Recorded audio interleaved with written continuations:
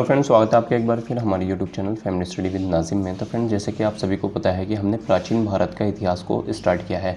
तो हमने first part में हमने देखा था फ्रेंड्स, हमने इंट्रोडक्शन देखा था कि हम क्या क्या पढ़ेंगे, और हमने ख़ास करके मेन फोकस हमने करा था कि हम इतिहास किसे कहते हैं और इतिहास को हमने कितने पार्ट्स में बांट रखा है। तो फ्रेंड, ये हमने चीज़ें देखी थी लास्ट वीडियो में। अगर फ्रेंड्स आपसे एक रिक्वेस्ट है, अगर आप हमारी सीरीज़ को देख रहे हैं तो सबसे पहले आप फर्स्ट पार्ट को देखिए ताकि आपको काफ़ी अच्छे से समझ में आए। तो फ्रेंड, चलिए वीडियो को स्टार्ट करते हैं। तो फ्रेंड्स, आज का हमारा फर्स्ट टॉपिक है और प्राचीन भारत का सबसे महत्वपूर्ण टॉपिक है फ्रेंड, सिंधु घाटी सभ्यता। बहुत ही ज़्यादा महत्वपूर्ण है फ्रेंड्स, यहाँ से अक्सर एग्जाम में डायरेक्ट क्वेश्चन पूछे जाते हैं। तो हम देखेंगे फ्रेंड्स सिंधु घाटी सभ्यता थी क्या। चलिए फ्रेंड, वीडियो को स्टार्ट करते हैं। तो फ्रेंड, यहाँ अगर आप बीपीएससी या यूपीपीसीएस जैसे एग्ज़ाम्स लेवल की तैयारी कर रहे हैं तो फ्रेंड, ये वीडियो आपके लिए काफ़ी महत्वपूर्ण है क्योंकि यहाँ से डायरेक्ट फैक्ट्स पूछे जाते हैं। तो फ्रेंड, चलिए वीडियो को स्टार्ट करते हैं। तो फ्रेंड, सबसे पहले हम देखते हैं कि सिंधु घाटी सभ्यता थी क्या। तो फ्रेंड, इसे हम थोड़ा 1 मिनट लेते हैं। सबसे पहले हम मैप के हिसाब से चीज़ों को याद रखेंगे तो हमारी चीज़ें काफ़ी समय तक याद रहेंगी। सपोज़ कीजिए फ्रेंड्स, ये हमारे भारत का मैप है। तो फ्रेंड, जैसे कि आप सभी को पता है कि यहाँ पर क्या है, कैलाश श्रेणी है। तो फ्रेंड, यहाँ से ही इसी के पास से एक नदी जाती है जिसे हम क्या बोलते हैं फ्रेंड्स, सिंधु नदी बोलते हैं। क्या बोलते हैं? सिंधु नदी बोलते हैं। अब फ्रेंड्स, था क्या, इसी के सिंधु नदी के आसपास एक सभ्यता पनपी इस तरीके से त्रिभुजा आकार श्रेणी में, तो त्रिभुजा आकार आकृति में। तो फ्रेंड, इसी जो सिंधु घाटी सभ्यता के आसपास की जो सभ्यता थी उसी को इतिहासकार ने क्या बोला फ्रेंड, सिंधु घाटी सभ्यता बोला। यानी कि इसका सिंधु घाटी सभ्यता का जो नाम है फ्रेंड्स, ये क्या है, हमारा नदी की वजह से ही इसका नाम, इस सभ्यता का नाम सिंधु घाटी सभ्यता कहा गया है। आई होप आपको ये याद हो गया होगा, समझ में आ गया होगा। अब बात आती है फ्रेंड, देखिए कालक्रम। अब कालक्रम बहुत ज़्यादा महत्वपूर्ण है फ्रेंड्स, क्योंकि फ्रेंड देखिए हमें पता है सिंधु घाटी सभ्यता जो है फ्रेंड्स, ये देखिए आदि ऐतिहासिक काल है। अब देखिए आपको, जब भी तो मैं कह रहा हूँ आपको, अगर आपने पहली वाली वीडियो नहीं देखी तो आपको वीडियो देखनी है। अब आदि ऐतिहासिक काल हम देखिए फ्रेंड्स कहते किसे हैं, जिस फ्रेंड ऐसी सभ्यता में या ऐसा कोई इतिहास जिसमें लिपि तो लिखी गई हो परंतु उसे पढ़ा नहीं जा सका हो, तो फ्रेंड उसे बोलते हैं हम आदि ऐतिहासिक काल। तो फ्रेंड, इस इतिहास देखिए आपको पता चल गया होगा, अगर तक हमने इसकी लिपि को नहीं पढ़ा तो हम इसकी बातों को कैसे याद रखें, तो हमने कैसे बातें इसकी देखी। तो फ्रेंड देखिए, ये सारा ज़्यादातर क्या है फ्रेंड्स, हमें जैसे कोई भी स्थल मिले तो हमने एक तो अपनी विवेकहीन बुद्धि से हमने क्या करा, उसका अंदाज़ा लगाया और अनुमान से ही ज़्यादातर इस इतिहास को लिखा गया है इतिहासकारों ने। तो फ्रेंड्स, आई होप आपको ये समझ में आ गया होगा। तो अगर हम बात करें फ्रेंड कालक्रम की, तो फ्रेंड इसका सर्वमान्य जो कालक्रम है फ्रेंड्स, वो 2400 से 1700 ईसा पूर्व है। अब ये क्या है, ईसा पूर्व। देखिए आपको समझना चाहिए, अगर वर्तमान में हम बात करें तो फ्रेंड्स क्या है, हमारी 21वीं सदी चल रही है, यानी कि 2021 चल रही है। ये ईसवी यानी कि ईसा मसीह के जन्म से, और ये क्या है, ईसा पूर्व है। तो यानी कि इसमें अगर आप 2400 और जोड़ दीजिए तो ये जो भी इसका रिजल्ट आएगा देख लेते हैं। 2400 में अगर आप 2021 जोड़ेंगे तो कितना आएगा, 21 4 4421 साल पहले की हम बात कर रहे हैं फ्रेंड्स। आई होप आपको ये समझ में आ गया होगा। तो फ्रेंड, इसका जो सर्वमान्य तिथि है फ्रेंड्स, वो कितनी है, 2400 से लेकर 1700 ईसा पूर्व की है। तो फ्रेंड्स, आई होप आपको ये समझ में आ गया होगा।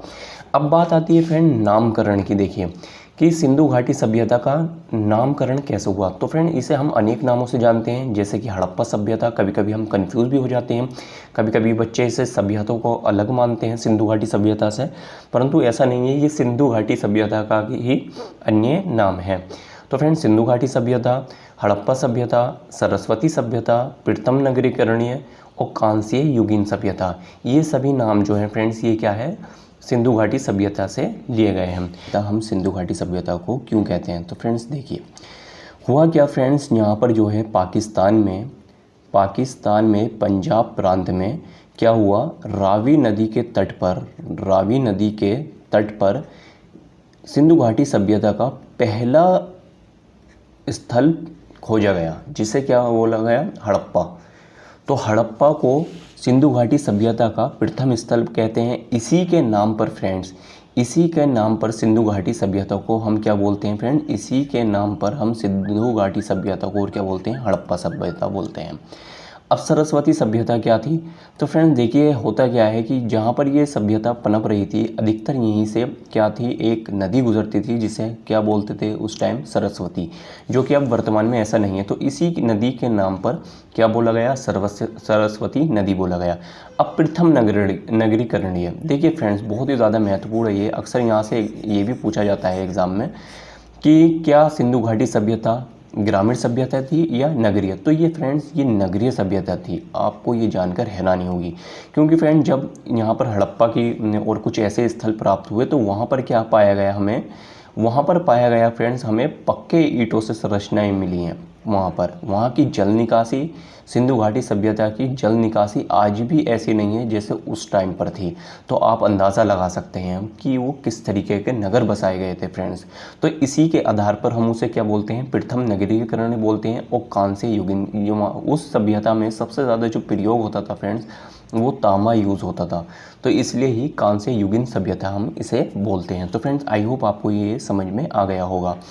अब बात आती है महत्वपूर्ण प्रश्न जो कि एग्ज़ाम में बनता है फ्रेंड्स। एक तो ये बनेगा कि क्या सिंधु घाटी सभ्यता ग्रामीण सभ्यता थी या नगरीकरण। तो ये पूर्णतः नगरीकरण थी, अर्ध भी नहीं, पूर्णतः नगरीकरण थी। अब बात आती है फ्रेंड्स कि सिंधु घाटी सभ्यता की खोज किसने की।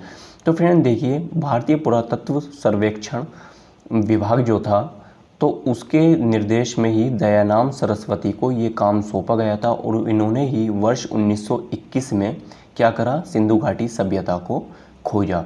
तो फ्रेंड्स सिंधु घाटी सभ्यता की खोज का श्रेय किसे जाता है, दयाराम साहनी को जाता है। तो फ्रेंड्स ये आपको याद रखना है और इसका ईयर भी याद रखना है, कब, 1921 में। अब बात आती है फ्रेंड सिंधु घाटी सभ्यता की आकृति। तो फ्रेंड देखिए आप ये भी आकृति देख रहे होंगे, हमने इसमें थोड़ा डायग्राम बनाने की कोशिश करी है ताकि आपको चीज़ों से अच्छी तरीके से याद हो। तो सिंधु घाटी सभ्यता की आकृति जो थी फ्रेंड्स वो क्या थी, त्रिभुजा आकार थी। अगर हम बात करें फ्रेंड सिंधु घाटी सभ्यता का विस्तार बहुत ही ज़्यादा महत्वपूर्ण है, यहाँ से एग्जाम में डायरेक्ट क्वेश्चन पूछा जाता है। तो हम अगर विस्तार देखें फ्रेंड्स उत्तर में, तो सिंधु घाटी सभ्यता का जो विस्तार था उत्तर में फ्रेंड्स वो चिनाब नदी के आसपास जो एक जगह पड़ती थी मांडा, जो कि कहाँ पर है, जम्मू कश्मीर में है। ये आपको याद रखना है, एग्ज़ाम में पूछे जाने की संभावना है। तो फ्रेंड यहाँ से उत्तर में मांडा जम्मू कश्मीर में। अगर पूर्व की बात करें तो आलमगीर, ये तो याद रखना है आपको, कहाँ पर है ये आलमगीर, उत्तर प्रदेश में है, मेरठ ज़िले में। अगर बात करें फ्रेंड दक्षिण में, तो दक्षिण में दमदमाबाद, गोदावरी नदी। अक्सर नदी भी पूछी जाती है कि सिंधु घाटी सभ्यता की दक्षिणतम नदी कौन सी थी। तो फ्रेंड्स कौन थी, गोदावरी नदी थी। गोदावरी नदी में दमदमाबाद महाराष्ट्र में ये पड़ता है। तो फ्रेंड्स आई होप आपको ये समझ में आ गया होगा। अगर पश्चिम में बात करें तो दाशक नदी के किनारे सुंगे तैगोर ये कहाँ पड़ता है, बलूचिस्तान में पड़ता है। तो ये यहाँ तक इसका विस्तार देखा गया है। तो फ्रेंड आई होप आपको ये समझ में आ गया होगा। तो फ्रेंड ये इतने सारे फैक्ट्स आपको याद रखने हैं, डायग्राम बना के आप हेल्प कर सकते हैं। तो उत्तर में कौन सी नदी फ्रेंड, चिनाब नदी, पूर्व में हिंडन नदी, पश्चिम में दाशक नदी और दक्षिण में गोदावरी नदी। तो आपको इस तरीके से मैप बनाना है कि आप चीज़ों को रटे ना, आप मैप के हिसाब से चीज़ों को ज़्यादा से ज़्यादा देर तक याद रख सकें। तो फ्रेंड्स ये हमने इतनी महत्वपूर्ण बातें देखी। सर्वप्रथम खोज किसने करी थी, दयाराम साहनी जी ने करी थी। कब की थी, 1921 में की थी। तो फ्रेंड्स आई होप आपको ये समझ में आ गया। कुछ महत्वपूर्ण तथ्य अब बात आती है, हमने ये तो देख ही लिया कि सिंधु घाटी सभ्यता को हड़प्पा सभ्यता हम क्यों कहते हैं। तो फ्रेंड क्योंकि सिंधु घाटी सभ्यता का सर्वप्रथम स्थल कौन सा था, हड़प्पा खोजा गया। कहाँ पर है फ्रेंड्स, ये पाकिस्तान में। और पाकिस्तान में अगर आपसे मालूम करें कौन से प्रांत में, तो फ्रेंड्स ये पंजाब प्रांत में खोजा गया था। कहाँ पर, रावी नदी के तट पर। आई होप फ्रेंड्स आपको ये समझ में आ गया होगा। इसलिए हम सिंधु घाटी सभ्यता को हड़प्पा सभ्यता भी कहते हैं। अब महत्वपूर्ण नोट्स है यहाँ पर। सर्वप्रथम जो मानव ने धातु का प्रयोग किया था वो किसका करा था, तो तांबे का प्रयोग किया था। आपको ये याद रखना है। अगर हम बात करें फ्रेंड कि सिंधु घाटी सभ्यता की समकालीन सभ्यता कौन थी, यानी कि समकालीन का मतलब क्या होता है कि उसी के समय और कौन कौन सी सभ्यता थी। तो फ्रेंड्स देखिए, उसी के समय जो सभ्यता थी वो थी मेसोपोटामिया, चीन की सभ्यता, मिस्र अथवा नील घाटी की सभ्यता।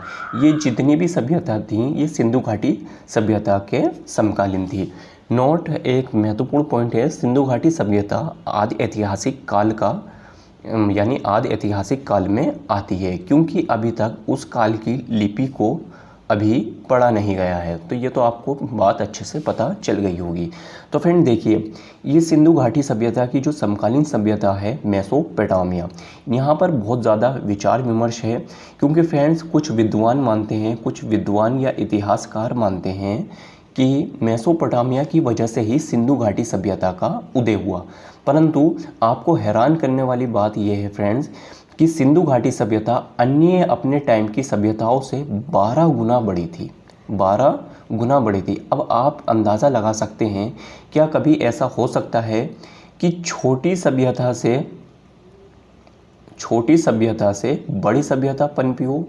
हाँ, ऐसा तो होता है कि ग्रामीण से नगरीय हम बनते हैं, परंतु फ्रेंड्स देखिए, इतनी छोटी सभ्यता से 12 गुना सभ्यता बनना नामुमकिन सा लगता है। और फ्रेंड हमने ये भी देखा, जब हमने सिंधु घाटी सभ्यता के इतिहासकारों ने मुद्राएं देखी और मेसोपोटामिया की मुद्राएं देखी, तो उसमें भी काफ़ी अंतर पाया गया था।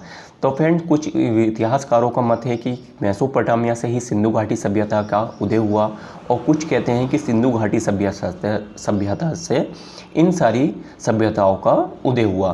परंतु हमें इसमें नहीं पढ़ना है, हमें अपने विचार देखने हैं कि हम लोग इतिहासकारों के विचार देखने हैं कि वो क्या क्या कहते हैं। हमारा पॉइंट से एग्ज़ाम को क्लियर करना।